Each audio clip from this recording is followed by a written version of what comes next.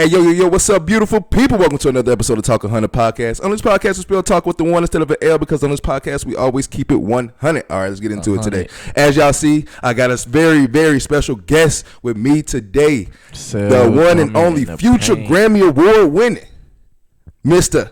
Cell Drummond. How you doing today? What's good? How you doing today, man? Man, I'm good. So let's dive right into it. We kind of waste a little time before this pod, so we're going to get right into it today. Cell Drummond, tell the people who you are, where you from, what you do. Who is Cell Drummond? All right. My name is Cell Drummond. I'm from Detroit, Michigan, 48205, 7 Mile. I'm an artist. I make all type of music. For the most part, I make hip hop, that Detroit shit, Yeah. Oh, yeah. Oh, all right. Well, yeah, making that Detroit shit. Yeah, cuss, say nigga, pain, whatever you gotta say. Pain, music, all that. You know what I mean? So Yeah. I'm just talking my life for real. I feel like that's just a different way for me to vent. You feel what I'm saying? Hell yeah. That's why I really started making music, and I just love music. Just the sound, sometimes just the instrumental. I be just listening to it like, damn, this shit hard. Yeah. I've definitely done that a lot of times, where I just be high as fuck. And I just listen to an instrumental. I just be vibing to it. Don't even write to it. Just vibe to it. Facts. Like the other day, I was riding. I was listening to 60 Red, and I was around my coworker, and she looked at me like, "You listen to 60 Red?" I'm like, "Bro, this fucking beat is hard. Hard, like, man. You hear this shit? Like, you hear me? This beat is crazy." Yeah, bro. St. Louis is one of my favorite cities. So, Sexy Red, I definitely seen. I ain't seen her in person, but I was in St. Louis when she was like just started. And so like she was like rocking clubs and shit. So yeah, she's always been kind of, and people in St. Louis, if you from St. Louis, they love you. Sexy. Shout out to Sexy. Hey, same thing goes for I think Detroit. I feel like a lot of people who come from Detroit show love to Detroit. Yeah, because I feel like before you make it out of Detroit, you gotta get accepted. Like for Detroit, the only reason I didn't start back rapping in Detroit because I had left when I was 17. Okay. So soon I graduated from high school. I didn't waste time in the neighborhood. There was a lot going on. Motherfuckers dying, people going to jail. So I took the best route that I can take, and I was like, hey, let me go, try and see what the school hitting on. Yep. And I went down there and I went to school and I studied engineering. Engineering? Yep. Nice. How long was you in school? 5 years. How was that? I'm not gonna lie. My first 2-3 years, it was like a whole different world. I loved it. Then like the last 2 years, it got irritated. It was like, hey man, I need to make some money. I'm getting old as shit, Cause you go there when you 17, so I feel like you still growing. You know what I mean? You still growing. You becoming a young man, the man that you want to be, and you realizing all this shit I just did back at home and what I was doing in high school was like not for the future at all. Like I was on the wrong things. So then when you get there, you got time to really think about what you want to do in life. So that's why I would say like I appreciated college because it gave me more time to think about how was I going to approach life itself. Because it get hard and it get hard very quick. Getting harder, and then on top of that, you don't really think about it because especially you're a young kid yourself. But when you go to college, you're really surrounded by other kids. Yeah, and some is going through the same thing. Some have came from worse backgrounds or better backgrounds, and you meet them people, and sometimes things that they learn throughout their life they give to you, and certain things you learn throughout your life you give to them. So it's like a hand to hand. Y'all basically trading without even knowing it. You know what I mean? For sure. Hell yeah. Shout out to Central State University, Central State? man, Marauders. And where's that at again? That's in Wilberforce, Ohio. Okay. One of the actually we came from a school called Wilberforce, one of the first black ran schools in the world. Yeah. Nice. It's not a lot of HBCUs up north. It's a lot down south, but shout out to the Woo, shout out to Central State. Shout out. I would shout out to the Ops. Matter of fact, shout out to Kentucky State, man. I did it, bro. Shout out to Kentucky State. Hey, man, shout out to all the HBCUs. Shout out to y'all. We had an HBCU called Lane College Oh yeah, Lane. Yeah, Yeah, so I know about Lane. Yeah, so Lane came to our my school, and we was actually about to get into a fight with Lane. Bro. y'all Lane, like, they came dog, on 10, like they be lit. Now. Yeah, they came on. I'm from the same city that Lane is in, so I was there and I seen some shit, and yeah, they go crazy, Lane, they go hard. Shout out to Lane. I know a couple people that went to high school with me that went down to Lane. Oh shit, I don't know if any finished, but shout out to Lane for just giving them that opportunity. You know for sure, man. A lot of people that I've known have came through Lane. Jacoby Jones, rest in peace. He would play for the Baltimore Ravens. He went to Lane. Okay. It was small world. Like him and my little cousin's father, they played football together, so they used to hang out, and so we always was chilling and vibing. I used to look at him as like a regular person. Yeah, that small HBCU it's crazy. It's a different type of vibe, you know. Like the big HBCUs, I be seeing them. I don't know how they go. Anything big, I don't know how it go. You know, I'm from Detroit, but like other than that, like I never went to a big high school, a big middle school. It's always like the small. I know everybody in here. Everybody in here know me, and that's how I pretty much like it because I feel like it would be less problems for me. Yeah. I don't know for everybody else, but for me, because if you know me, you know I'm all about respect. So if I respect you, you respect me. We good. We good. You know what I mean? Oh, that's for sure. That's everywhere.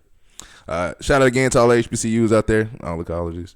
Going back to Detroit, life in Detroit. Tell me how it was growing up in Detroit. I know you said you moved away when you were 17. Yeah. Talk about the struggles. I'm not gonna growing lie. up. As a kid, bro, too lit. Like, man, just waking up, being outside. Like, I'm talking about when people used to go outside, when kids used to go outside. Like, it's 2025.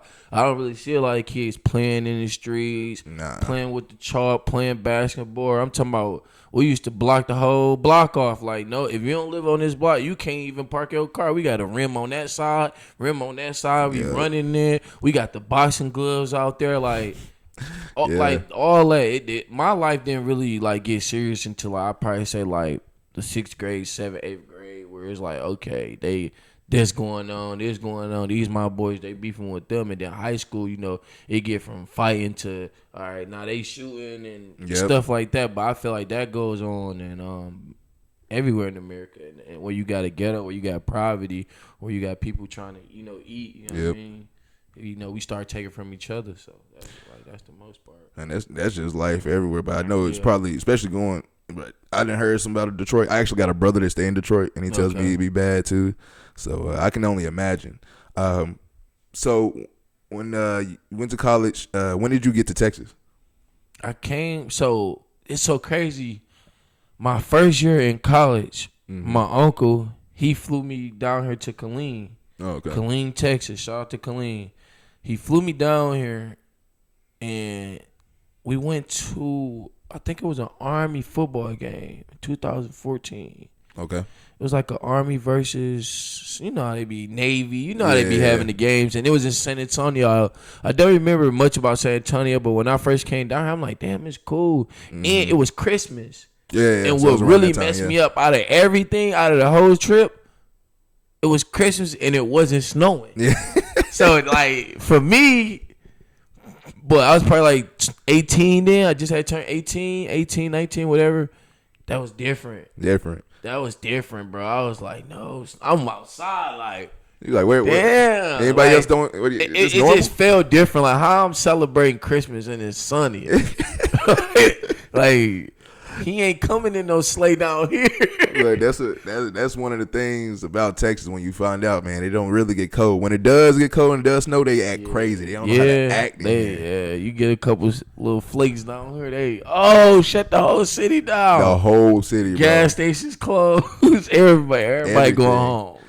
Speaking of you said no snow. Talk about that. What's the culture shock that you probably experienced coming from up north, especially Detroit, coming down to Texas? Like, how was that culture shock? One thing I love about Texas is the Hispanic people, bro. Yeah, they're everywhere. They everywhere, and you get different people, just like black people, just like white people, just like any other race. You get different people with them, but I like how they open the door. You know what I mean? Like I had my first tamale down here. I didn't know what a tamale was. Oh shit, for real? Yeah, like bro, I never ate nothing Spanish because I'm a picky eater and I don't like to eat like just guac and just what I mean, like just anything. I need to. I'm know not a what guac it dude. is. Yeah, like I need to know what it is, and like the more I can say Hispanic people I met, it is like. They invite me into their culture, like like they give me the food. I'm listening to the music. I don't know much of the language, but I would love to learn it. Like, for sure. And it just it's an eye opener coming from Detroit. We do have Hispanic people in Detroit, but they have their own like city. It's called Mexican Town. You know what I mean? Like everybody in Detroit for Cinco de Mayo, we go out there. We drink the tequila with them. It be all love, but other than that, like I never had an encounter with anybody Hispanic in Detroit. Like seriously, it's more like I don't even know how it is. Arabic people. Okay. Arab people. Arabs, and Indians. And I want to say Arabs, but I not. Yeah, but like it's more Arab people. And they cool. They say like, Arab more than we do. Yeah, like they be like, and they be cool. Like they be like us. Like they be in the hood like us and everything like that. But it was just like. The Hispanic, I just never got that. I'd have been around a lot of white people, black people, Jamaican, like but I just never had been around Hispanic and just eating their food like that. So when I got the chance to eat the food, man, I'm like, oh man, you don't want to go back now. Cousin, give me one of the tamales. Like I took the tamale, I got the like wrapped in the corn. Yep. Man, I'm about to eat the corn. I'm about to say, did you almost eat the whole thing? I'm at work. They're like, no, take it out. I'm looking at it. It's all like the tamale look like it's wet, but it ain't wet. Then there's the meat, and I'm like, man, what? It be hidden though. Man, there's some ground hamburgers. But then I ate it. I'm like, oh man, like bro, like change your life. They got some black in them. I can say that, bro, because they definitely got the seasoning. I said they season the shit out of that. Like I ain't gonna lie, like it be spicy as hell, but I love spicy. Empanadas, enchiladas, like I'm hip. Like shout out to y'all. I be eating all that, like. For real, and I'm only eating the good one. Like I ain't have not one bad one yet. Like I don't eat bad food at all. That's why it took me so long to get up on it. Like, but no, that's the biggest thing, and also just that, like I said, no snow, man. In Detroit, you got about 3 to 4, probably even 5 to 6 months. When it snow to hibernate in the house, run up a bag, and then you pop back out summertime and you balling. Like here it's like, nah, you gotta have that shit. Yep. You gotta be working all like. So you gotta be balling all. Like you gotta have that shit. Like Detroit, you could play it every summer. Like you ran it up. No, here you gotta have that shit. Like it shows. Like ain't no snow stopping here. So yeah, that's one of the biggest things I would say. Definitely those two. Yeah, I can tell you I guess I really haven't really had a big culture shock. A little bit when I went to college because I went 10 hours away. So I went to Kansas. Okay. But it still was kind of the same as Tennessee. It gets cold, it gets hot. That's how Ohio and Michigan is. It's like, it wasn't that different. I know it was kind of, for you, it was a little more of a culture shock. Definitely coming from way up there to way down here. I didn't think it was going to be different. In my mind, I'm like, man, I went to school. I had to move there. I met people because I went to school. And I ain't go to the school. I went to school with people that I went to school with, but they were in my school. My school had 3 schools in one school. Yeah. So they weren't in my department. So that was shocking. But I didn't know nobody when I went there. Probably knew 3 people that went to my school. That was it. Damn, for real? Yeah, I didn't know nobody when I went to Ohio, so I'm thinking it's gonna be like that when I get to Texas. Mm-hmm. But it was so much different. It's so much different. I feel like college is more easier to meet people. You know what I mean? It kind of wing it off. Y'all already similar. Y'all got the same class. Y'all you meet y'all got something in common for you to meet somebody in college. Sure. I feel like in Texas it's just the real world. You meet all type of people, so it be and it's so big down here. Everybody, it's always something to do. You find literally somebody or something to do all the time. Shout out to 6th Street in Austin, Texas. Oh yeah, 6th Street. That was my first time ever seeing some shit like that. Oh really? All the bars free, and it's for the college kids, but it's not. But it's for them. You know what I mean? It's here for them. Shit, the 6th Street is maybe 2 blocks away from the college. Yeah, itself? That's what I'm saying. So it's long as you 18, right? You can get in all clubs, right? Yeah, as long as you're 18. So it's some clubs that even kind of got a little bit more strict. But it's like it's more of them rooftop. I can clubs. believe it because the times we in, you know what I mean. Like everything used to be 18 and up, you know. Yeah, I used to couldn't wait to turn 18. Stuff used to be 30 and up. Remember, now it's like 35 and up. And then the 18 clubs turned to 21. So it's like the numbers pushing back because of mentality. Like I feel like the mentality of the young people there. Oh yeah, for sure. I was talking to somebody not too long ago, and then he's like 19 years old. He was talking about he had to have somebody buy some sticks for him. I'm like, man, I was buying sticks when I was 18. What the fuck? He's like, yeah, they 21 now. I'm like, you gotta be 21 to buy like cigarillos. That was so crazy. My first job after college, I used to work at a gas station, and I was working there when that transition was happening. Damn. So people was coming in at like 18, like, bro, let me get those. I'm like, no, I can't even do it, bro. You gotta be 21. That's nuts, man. What happened? That is crazy, bro. That used to be. It's crazy. Like times have changed. I like how really you said earlier. I like how you said earlier about how now you go outside and you really don't see people outside. Like it kind of disappoints the fuck out of me when I go to parks and the parks the basketball courts look nice and there's nobody out there. Nobody out. Like back in the day, bro, you couldn't get a game. Mamas used to be pulling up to the court. James, get your ass in the Mike, get your ass. Like it was never going home. Like going home. Like bro, I don't want to go home, bro. Like I'm having we can fun. go to your house. Like we always like in my neighborhood. We always wanted to just be together. Even if it was like 6 people at one house, 4 people over there, 2 people over there. Oh, we about to come over there. It was like it was a community back then. So I feel like that. Like that's what a lot of these kids missing outside the fights and all that. That's why so many people getting killed. Nigga don't know how to duck. He don't know how to duck. He don't know how to he don't know how to head movement. He don't know nothing. He never took a punch. So the first time you punch him, and it's like, damn, he knocked me out in front of everybody. They killing you. They're killing. They don't ask no questions, just straight gunplay. Then they putting the switch on it.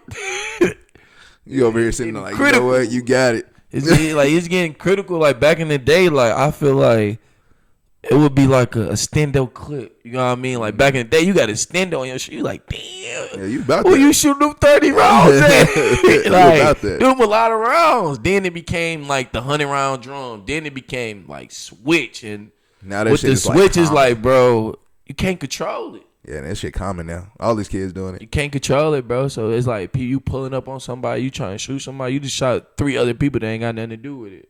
So speaking of that, do you think going into this generation, thinking about it, do you think this generation is kind of like cooked low key, or do you think it's like with the amount of technology, the amount of like lingo everybody got, it's just advancing and we just kind of getting old to the fact that we can't accept it?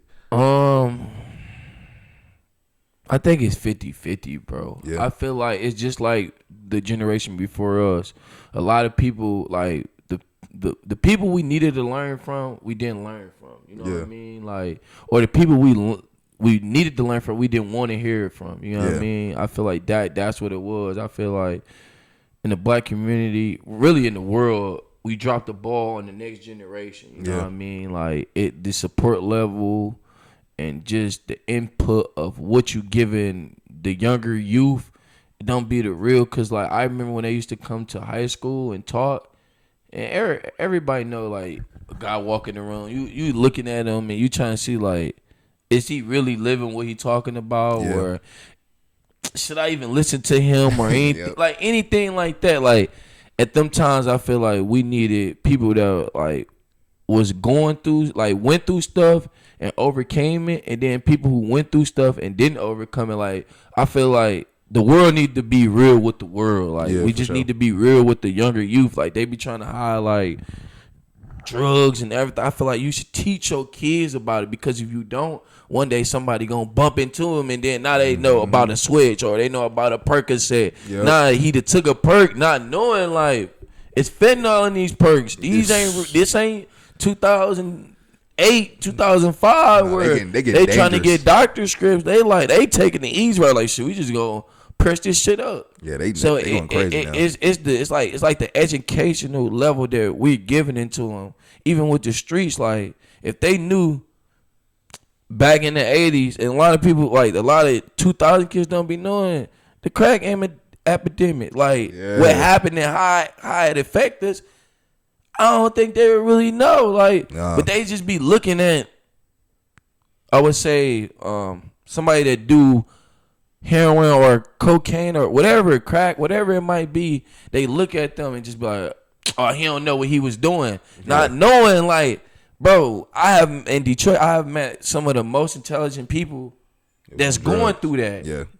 Like, literally, like, executives from GM forward, like, they fell off, and it's life, bro. But that's what I feel like the generation got to know. Like, you're going to go through something. Life ain't just never a Mary Jeans, V-Long. I mean, not even V-Long, Versace. Just the top. It's not always about good. Like, it got to be some bad in there. And if you ain't got no bad in your life, how it's going to balance? Yep. And they don't. That's what it is. Kids today really don't understand that true value of life because facts. We don't really, like you said, we really don't. They definitely don't want to learn from us. We didn't want to really learn from our older ones, but they definitely don't want to learn from us. And you know what? It could be a little bit 50-50, halfway fault. I ain't gonna lie. Me having 2 kids, even be times that I forget that I am the adult. Yeah. Like I'll be like, damn, you need an adult. Like, well, shit, I am the adult. So fast, like right now, like I'm 28. Mm-hmm. Nigga been grown since like 13. Yeah. Your mom like, hey, I need you to do this. You get what I'm saying? Even if you did have pops in the house, pops got to work to pay the bills. Yep. So it's like you taking on a young man responsibility at a young age. Yeah, I was like 12 when I got. Yeah, like my mom had me at 16, so it was like, okay, you gotta watch your sister, you gotta watch your brother. Like I gotta do this and do that, and it's like all that in the black community, it hold us back from us being kids. You know what I mean? Like I played football when I got to 10th grade, bro. Oh really? 10th grade. I supposed to been playing football since I was 10. So you know what I mean? It's just like stuff days. like we just miss as a kid because our parents got to go through stuff and they're still growing themselves. Yep. And I had to learn that while I grow. Like, damn, my mom really had me at 16. Yeah. And once you pass that age, you look like something right here. Like, bro, we look and then you look and be like, Tupac died at 25. Mm-hmm. And if you go back and listen to like what he talking about and just how he feel and how he can put it in the vision, like his words can turn into a picture and anybody here, that's why he's one of the greatest rappers of all time. Hell yeah.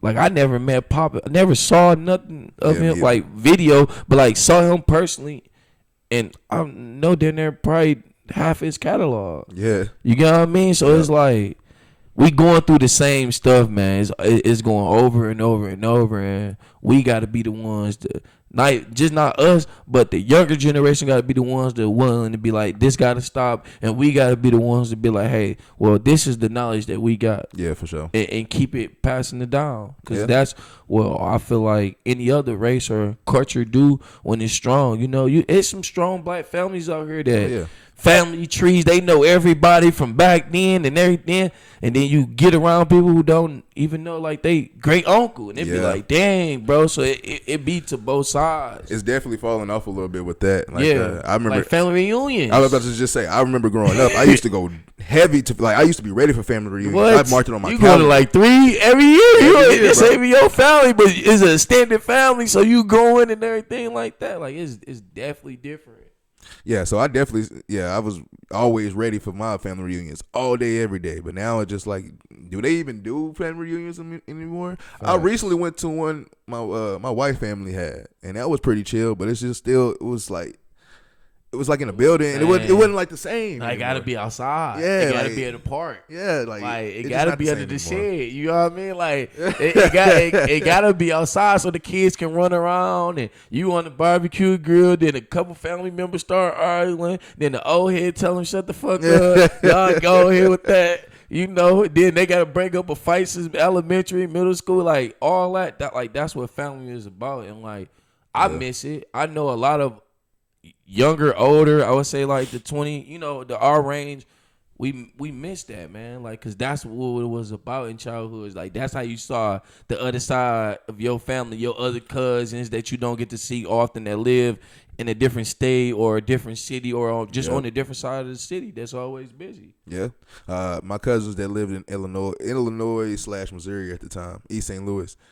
They used to come visit me. They thought Tennessee was just the shit. And then when I go visit them in East St. Louis, I thought East St. Louis was the shit. Like, that's how it gotta be. That's how it's supposed to be. You know what I mean? Yeah, man. This generation, I ain't gonna say it's cooked, but it's just we kind of misled. We gotta find our way. We definitely like even our gen, like, and that be the thing. Like people be 45 still trying to find their way. Yeah.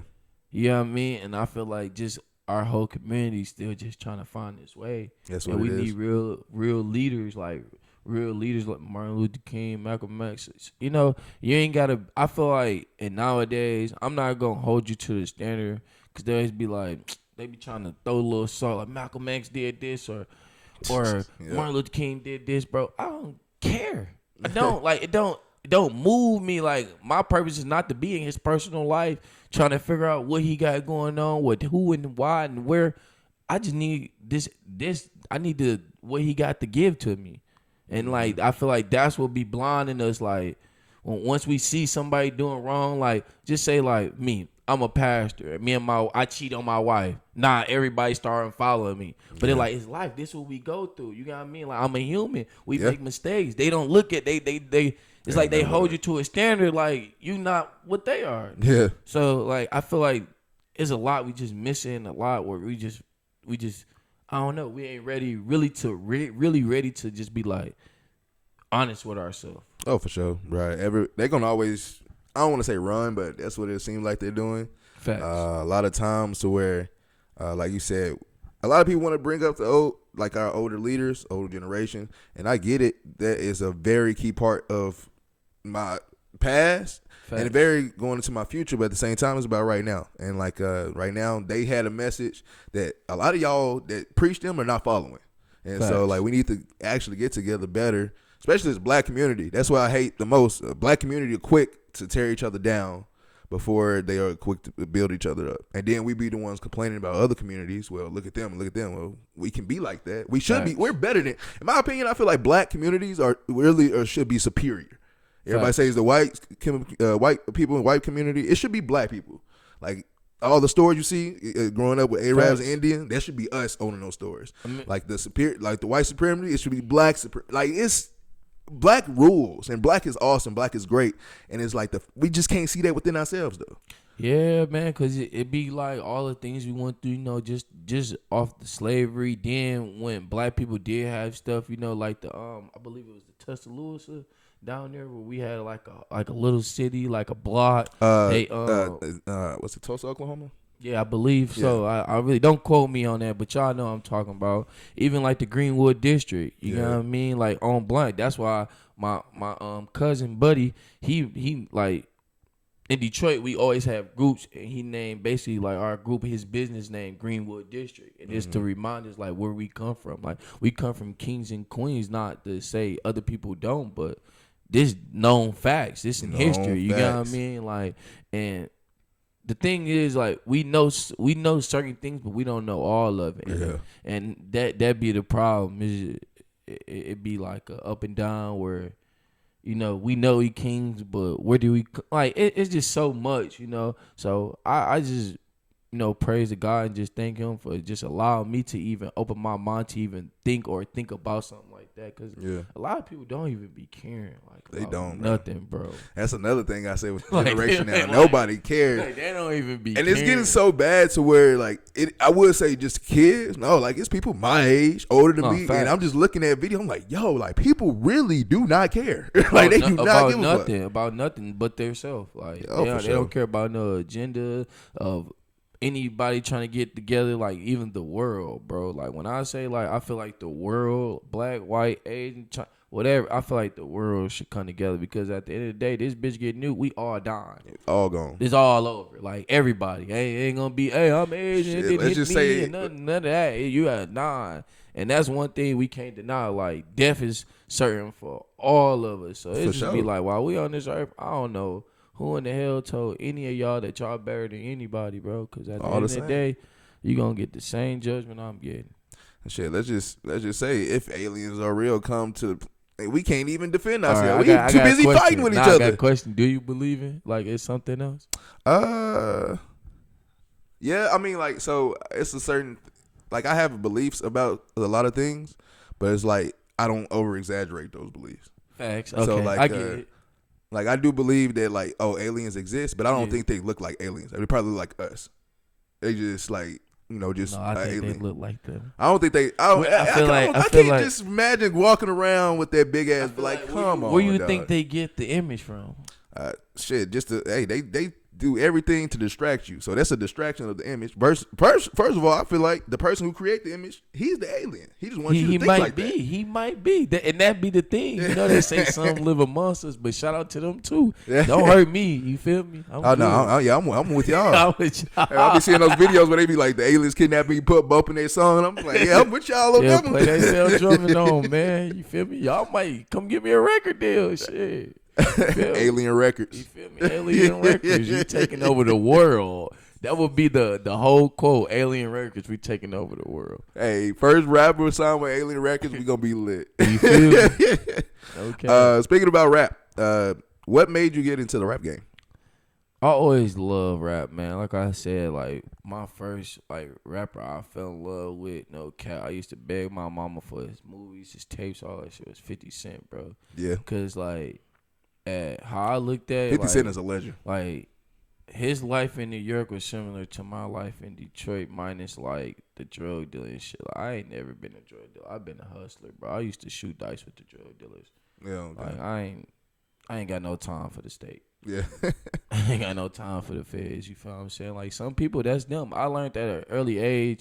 What's good for you? Like you might be a drug dealer. You might can sell 100 bricks and you might not go to jail. But me, I might sell 1 brick and go to jail. Like everything not for everybody. And I had to learn that at a very young age. Like I can't do what you doing. You my homeboy. Sure. You might be doing something I can't. So like that's I'm very strong on that. Like everybody can't be doing the same thing. No, not at all. It's not for you. God don't have the same route. Like you know what I mean? Like hell yeah. God probably had me, like I said, going to school or something. You know what I'm saying?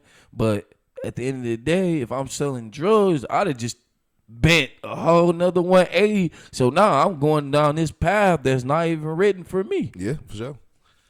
Yeah, you hit there spot on. No, in fact, because I had a lot of people, I had a lot of friends, you know, young age, selling drugs, all type of shit. Like, bro, when I was in high school, middle school, for real, I never really even used to smoke weed. I started smoking weed in college. Just to do the work. Yeah. Because I didn't want to do this shit. You got what I mean? Like, seriously. Like, damn, bro, I want to go party to the... I'm like, nah, bro, I got to do this shit. You know, the fam, depending on me, I got to do it. So I just get fried and just do my work. Yeah.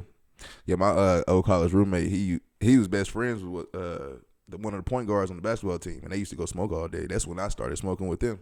I was like, motherfucker, you have to go play a game like this? I'm over here like, like I smoked a couple times in my high school and middle school, but anybody they watching this, they know. Like, I used to be like, bro, I ain't really on that shit. Like though I said I started playing football in the 10th grade, and I was like, I'm an athlete. Yeah, athletes don't smoke. That's what I like. I literally was big growing on up. that. Like, if I'm an athlete. I don't smoke. Exactly. When I was growing, that's literally why I didn't smoke or drink in high school. Like I was like, I want to go to the league, so like you can't do that.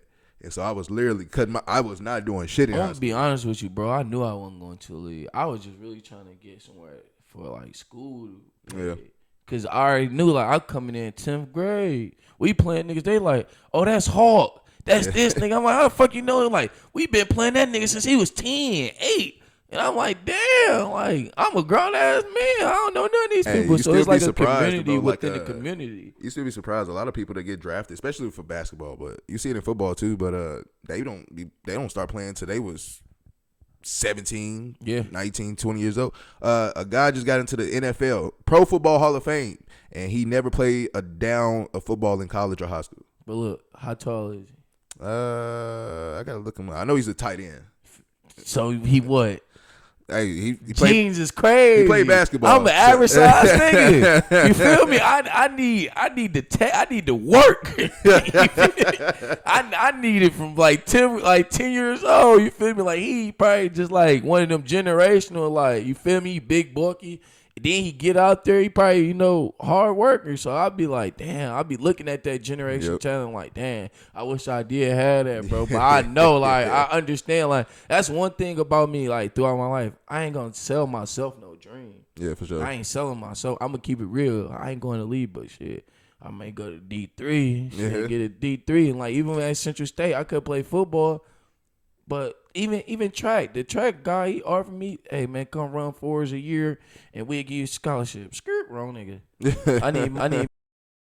Then a lot of people didn't graduate from college, like they would come back and say it was hard. So my biggest thing was like, I gotta like, bro, that shit like for me, I put on for my hood. Yeah. You feel me? Like, bro, I was in my school, like they had pictures of me posted all around my school, all type of shit like that. Like my little sister went there, they like they talk about you all the time. Like my teachers was like the people that helped me. You get what I mean? So I can honestly say shout out to them too. You feel me? Mr. McGee, Mr. Miller, all of them. Like even the female, the woman teachers that helped me, and the college advisors that helped me, Miss Harris, I believe. Miss Brown, you know what I mean? Like it was a lot of people that helped me get, even when I went to school, Miss Brown used to help me revise my papers and stuff like that. So it really be taking like a village to, do what you got to do. Definitely takes a village. So you said 50 Cent was one of your inspirations. Anybody else that inspired you? All right, so it's Tupac, 50 Cent, Soulja Boy, Lil Wayne, Gucci Mane. Before you keep going, people who are gonna talk shit, Soulja Boy was iconic. I ain't even gonna lie to y'all, bro. Soulja Boy, y'all was not iconic. fucking with Soulja Boy. Soulja Boy is iconic. I used to be watching Rich Nigga Part 2. I'm talking when he was riding a hoverboard back when I was in middle school, bro. Like I think it's now because of social media, but they disrespect. Like bro used to be getting paid like 13, 11 cents per comment. Yeah. On my mama. Like I'm like young as hell trying to figure out how can I do this, you know what I mean? And it was crazy because like Soulja Boy was the first to really do that on YouTube. Got nigga clicking on YouTube, getting millions on YouTube. Like I was right there. Then he did the Gucci bandana with Gucci. I'm like I said, Gucci already my favorite, like one of my favorite rappers. Oh yeah, bro. You know what I mean? Like and even like on 6 Mile in my neighborhood, they used to call me Gucci just because I was a black guy nigga with big lips. They like Gucci, no homo, pause. You feel me? But you know what I'm saying? Like they used to be like Gucci, like, and then on Cell Mile, everybody call me Cell. You know what I mean? If you went to school with me, you call me Marcel. Yeah. You know what I'm saying? So it just be like that. Like I feel like different times in your life you get different nicknames and shit like that. But no, that was definitely crazy. Like my favorite artist, bro. Gucci for sure. Gucci Mane. Gucci Mane was a good one. Lil Wayne Gucci, for sure. Yeah. That was. Bro, I'm talking about this when they was dropping mixtapes. You know what I mean? Like nobody does mixtapes anymore, dog. Like, you know what I mean? Like it was Gucci was dropping Hot Fire every month. Then Wayne would come. You know what I mean? It was like. It was they world, bro. Like if you were listening to Gucci, Wayne, Soulja Boys in 2015, 14, I don't know what you was doing. Yeah, bro. Everybody, shit. Gucci Mane, Lil Wayne, shit. Even I think the last one, the most recent artist I could say that really was the last on the mixtape is Future. And like that's like the last of lately, my favorite new artist though, and I gotta say this because everybody know like that. I hang around with Fredo Bang. Like, I put everybody up on Fredo Bang before he even blew up. Like 2014, I think it's 2014, 2015 when he came on. Yeah, that song Father, bro. I used to be playing that junk all the day, bro. I like all the songs. I had the girls hip to certain songs and everything. Like so, if your girl listen to Fredo Bang, it's because of me. You feel me? It's because of Cell Drummond. She was in the Ohio, Detroit area. It's definitely because of Drummond. All right, so you had inspiration from those artists. Name me your top 3 Detroit rappers that gave you inspiration too.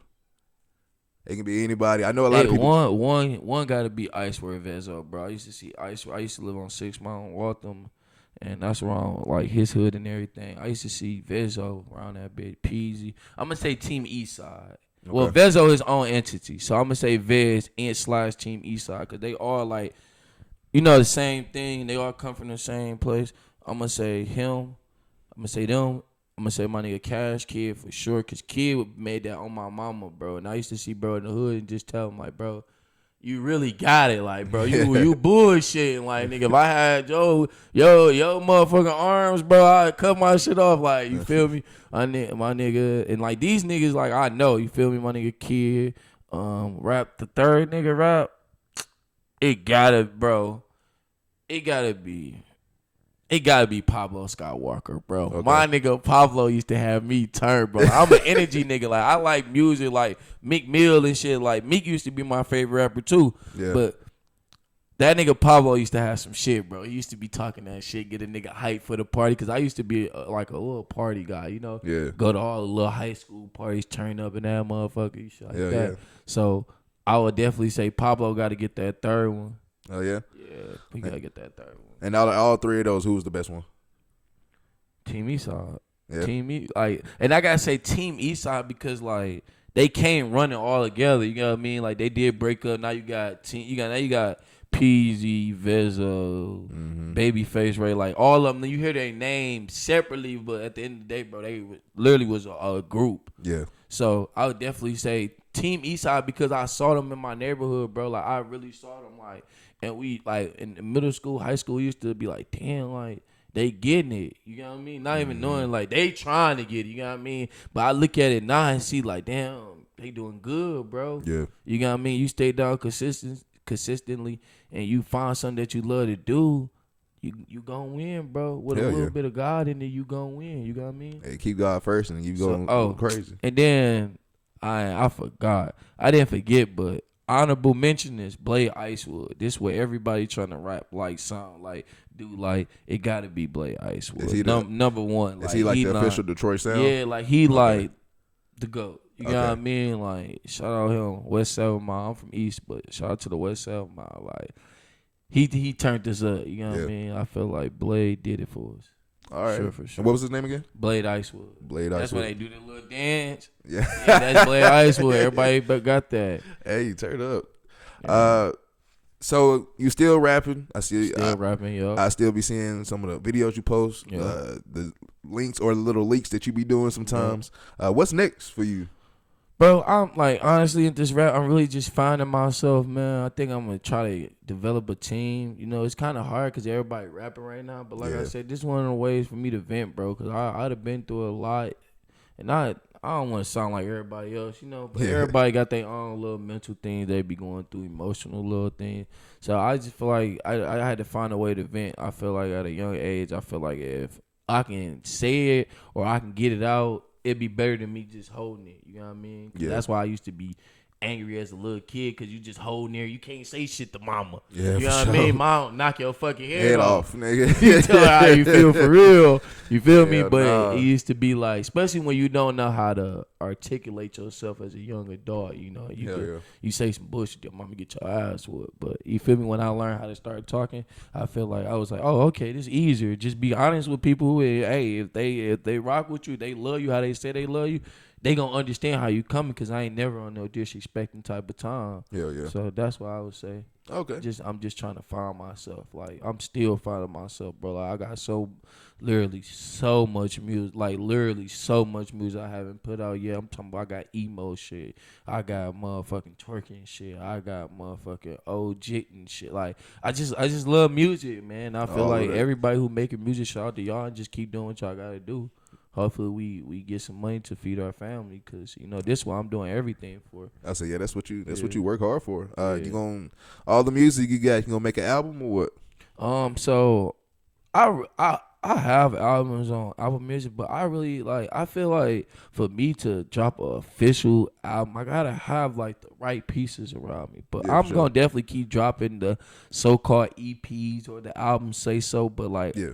You know, like when I drop my real first album, I need that, you know, that promotion and everything behind me. Like, you know, like a manager now. Like, even though I got like a manager right now, shout out to Slim. You feel me? He helped me with everything right now. But you know what I mean? I need a team. Like, let me say, I need a team. Yeah, I need like a real team. Shout out to the team, Dirty Red, Kinfo, Noonie. Y'all niggas know what it is. You feel me? Yeah. People don't. A lot of people don't understand that you really need a whole bunch of other people to get to that next step. Yeah, like, definitely. Like a lot of people think you can do it by yourself. Like you can't. Like I've tried it. I've seen other people try to do it really by themselves, but you need that team. And so keep that team together, man, and keep going and keep striving. Yeah, I've been rapping probably like 2 years, but I only been really rapping like a year. Like I invest a lot of money in this, bro. I got a job, like I got a career. Like I'm spending my money like on this, and sometimes I'll be debating, like, man, am I doing the right thing? But like, only thing back in my head is always say bet on me. You know what I mean? Bet on yourself. Because at the end of the day, that's all I got. So I got to bet on me regardless. Hey, bet on yourself, brother. A lot of people gonna be hating too, and then the moment that you get a little bit of shine on, that's when they really gonna hate. And then because like I really just made. If you listen to me, bro, you'd have like any type of music I make, or you go back and listen to one of my songs, you'd have had a day like that. You'd have felt like that. Yeah. Or you'd have felt some type of way. Like I made field music, and also I made shit talking music because I'm from Detroit. You know what I mean? So we gonna get on there and just say some shit off top of my head. You know what I mean? So you got one of your recent songs you just released. That one. Out Cold. Yeah. Bro, you know I be so putting funny. that bitch on repeat. I ain't gonna cap. like out, and that's crazy because like I be like, do people really fuck with it or not? So I be want to know. So like when people tell me like, oh yeah, bro, I be listening to that one. That was it. Or like people be DMing me my lyrics, bro, and it's like from a point like, bro, that shit be making me like, damn, cheer up, like, damn, y'all really fucking with me, bro. It be the songs you really don't think that's gonna be getting a pop that just like blow up. And yeah, like I got a song called By the Bar right now. Like, bro, I be performing it. Hey, that bitch going crazy, bro. But I just want to have the video and like everything right. Cause like I said, there's a lot that goes in with this, you know, like hell yeah. There's a lot to go in with it. Just like people just blow just off the people they know. You know what I mean? Like I really don't. I know a couple rappers, but I didn't meet them rapping. You got what I mean? Yeah, so yeah. for me to reach out them and be on some rapping shit, I feel like that's weird. Like anytime I ever hear somebody, I'm like, how much for a verse? Even if I don't have the money, I want to know. So if you get what I'm saying? If I get around there or say I get a team and we come up with that, I can reach out to you. You know what I mean? But like me, I'm really just working with all the underground rappers right now who trying to work. You feel me? I ain't my future. I ain't really even got a future price right now, and I feel like I should have one just off the money I spend and I put in and the work I put out. I feel like I should, but I'm really just waiting till my time come, and it's coming, bro. Like, it's coming. I can definitely like probably the top of 26. Y'all be hearing more drumming. I'm always performing at Abe's Smoke Shop. You feel me? Shout out to Abe's. I'll be at Bebo Lounge sometimes performing. So like I'm performing and I feel like I'm getting out there now. People seeing my face. Cause I feel like they gotta see who you is, what you on, what you stand for. Yep, you know and they gotta see you every day. Yeah, so that's why I try to tell them. Like I be just trying to tell them, like, bro, I ain't no tough rapping shit. Like I'm not on that. Like I'm on some defense. Like I'm gonna fuck you up, you fuck with me. Yeah, and that's that. Like other than that, God bless you. We having a good time. We trying to turn up. Yeah, one of the that's really kind of a topic of like I guess real rap. Yeah, like real rap is not around anymore. Everybody's just really kind of rapping around drugs and whatever switches they got on whatever guns now, and it's nobody talks about pain in rap no more. And so like it's a good thing you're doing that because like people my song, my life. Like I'm really just telling you about my whole life. Like my cousin, how my cousin he gave me my first gun. He stole it from my other cousin. Caught the bus. Had the shotgun in his leg. I wake up. He look, bro. I got a gun. Like I be talking, just venting about my life, what I'm going through. You know what I mean? Like how me and my cousin, we got into it. We ain't talking like 10 years, but I still love him. I don't want nothing to happen, but fuck him at the end of the day. You know, I don't want nothing to happen to him, but fuck him. Stay away from me. Yeah. So I just be venting about my life shit. How me and my mama get into it. How anybody else named mama, I'm going to go in there. I'm going to say something about my mama. Yeah. Shit, like, this is my life. I'm just being real and I'm venting y'all. Like, everything not perfect in my life, but we going to get there. You know what I mean? Sure. And I'll be wanting to younger kids to understand that so much. Like it don't matter how you born, bro. Just play the cards you got dealt, bro. Yeah. Cause you never know. You might fuck around and got a fucked up here now, but you might have all aces at the end. At the end. You know what I mean? Like so you can't determine your future on your presence. Let me just say your presence. How you was brought up or whatever it might be. You know Continue to write your own story as well. Yeah, facts. So before we get out of here, I want to get one last thing going. From Detroit, I know you got the Lions jersey on now. Yeah, 465. I know y'all. I know 465 has a real meaning. I know y'all go crazy for Detroit sports. Yeah. Lions, Pistons, Red Wings. What? So what's your take on upcoming year for sports? The Lions. Let's talk about the Lions. I'm just gonna say this before we get to that. I remember when everybody was winning but the Lions. like the whole city was winning. Red Wings, the Tigers, the Pistons. Like we just couldn't get the Lions to win. Bro, it's so bad now to where I cheer for the Lions. Bro, I want them to win so bad. I feel like, bro, I'm gonna be 100% honest. I don't give a fuck what y'all say, bro. Nigga, they used to be cheating us, bro. Like a motherfucker, bro. Green Bay, Dallas, bro. Them niggas used to be cheating, bro. Just cheating, bro. Like, it's so much shit, bro. I can't even think about it, bro. Like, they used to be cheating, bro. Like, hey, besides, if you're not like a Cleveland Browns fan, they go through it. But Yeah. Detroit Lions fan Bro, definitely go through it. Bro, I'm talking about we'd be up 21-35, lose the game by 17. Like, how this shit even happened? But who the fuck they just fit in? Who the fuck they went to the back and got? You feel For me? real, bro. But no, I love, bro, like, one thing about me, bro, I left when I was 17, but I love my city. Like, hell yeah. I love Detroit, bro. Like, we one of the best cities in America. We got everybody rolling around on wheels around this motherfucker. Y'all about to think forward, you feel me? So, like, I love my city, but it's like a dark cloud over it if you from there. I feel like if you're not from Detroit, you can move there and have a successful life. Yeah. You get what I mean? But when you from Detroit and people know who you are, and it's just certain things that come with it, bro. And it might be some shit like your cousin did something to a nigga. You a straight square nigga. Your cousin did something to a nigga. Now they like, oh, that's his cousin. Yeah. So you know they gotta do something to you now. So you in that mix now. Yeah, so it's just stuff similar like that. But sports wise, man, I love the Pistons, man. I used to love the Pistons. I think the Pistons, they got something special now. The Pistons, bro. I ain't fucking with them right now. I'm not even gonna lie. They got something special brewing though. It's the mentality, bro. Like, you play for the Pistons. Slam a nigga on this shit. Why you letting these niggas come in and doing the layup? Why you letting a nigga cross a nigga? And like, bro, like, you know, sports soft nowadays. They get penalized for that shit. We just lost to the Knicks.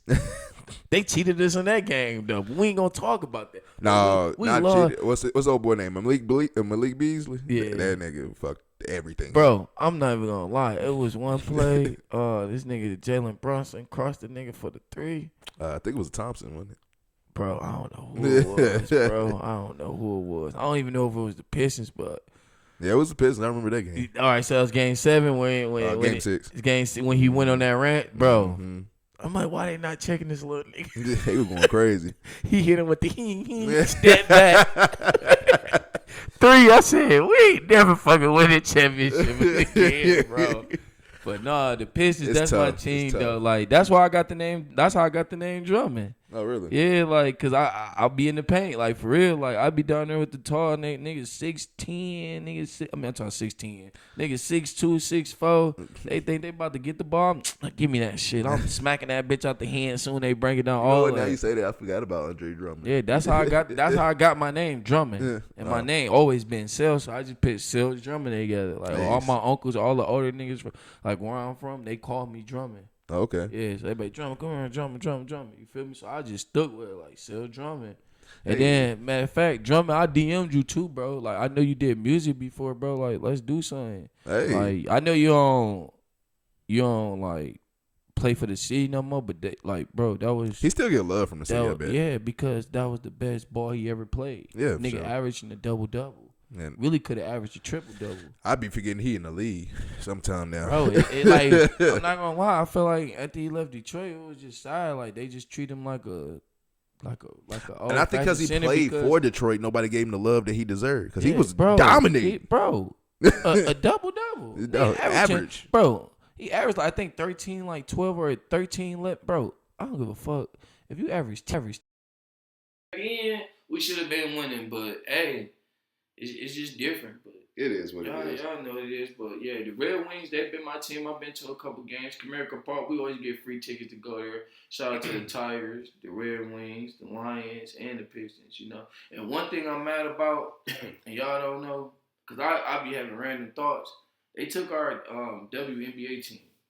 Did they? Oh, y'all know y'all. Yeah, the WNBA, I think they was called the Sparks. Oh, they put them in LA now? Yeah, I think that they took our shit.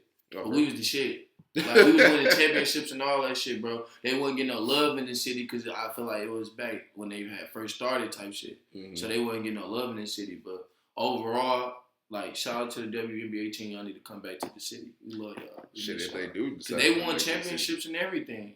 Yeah. Yeah, so, like, I was a little nigga. I never went to none of the games. But I remember, like, damn, they won a championship. We had a girls basketball team. Like, that was the truth. We was lit. Yeah. It was always lit.